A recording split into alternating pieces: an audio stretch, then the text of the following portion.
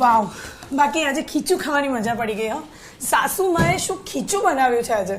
મને તો એકચ્યુઅલીમાં કશું જ નથી આવડતું, પણ બા ખીચું ઓળો ભરતું એટલું સરસ બનાવે છે ને માર્શિયા, શું કહું. હવે તો મારે પણ બાને મળવું પડશે. અરે તો આવને ઘરે કોક દિવસ. ડેફિનેટલી આવીશ. પણ તું મને એમ કે તું આજે મને આટલી બધી અપસેટ કેમ લાગે છે? ના ના, એવું કંઈ નથી. અરે હા, જો તો ખરા, તારું વજન પણ ઉતરી ગયું એવું લાગે છે મને. ના ના, એવું કંઈ જ નથી. શું વાત છે, મને વાત તો કર. અરે ઘરમાં તો બધું જ ઓકે છે, બા બધું જ સંભાળી લે છે. ઇવન બાઈ પણ રાખેલી છે. ઓફિસનું કામ છે યાર, સાંજ સુધીમાં બધા રિપોર્ટ સબમિટ કરવાના છે. अपनी ऑफिस में से जरा बाहर नजर करके भी देखो मैडम, टॉप सीक्रेट છે. સિક્રેટ? સીઆઈડીની સિરિયલમાં કામ કરવા લાગી કે શું? નો, જાસૂસી, એ પણ ઓફિસમાં. સર આજે ઓફિસમાં જ નથી, તો પછી તું રિપોર્ટ કોને આપીશ? માર્શિયા, મશ્કરી નહીં હા.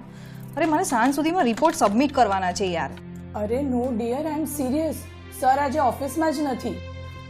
રિયલી? એમની વાઈફનો બર્થડે છે અને એના માટે રિસોર્ટ પણ મેં પોતે જ બુક કરાવ્યો છે. વોટ?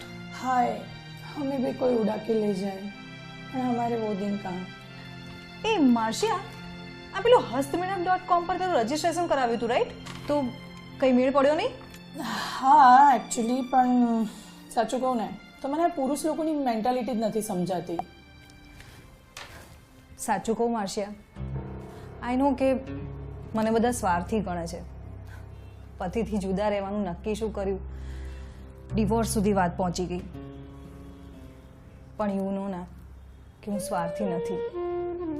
આઈ નો છાયા, સમય જતાં નક્કી કંઈક રસ્તો નીકળશે. એમ જ સમજીને તો હું અત્યાર સુધી ચૂપ હતી. દિવસે દિવસે એ મારાથી દૂર થતો જાય છે, એટલો દૂર કે કદી પાછો નહીં આવે.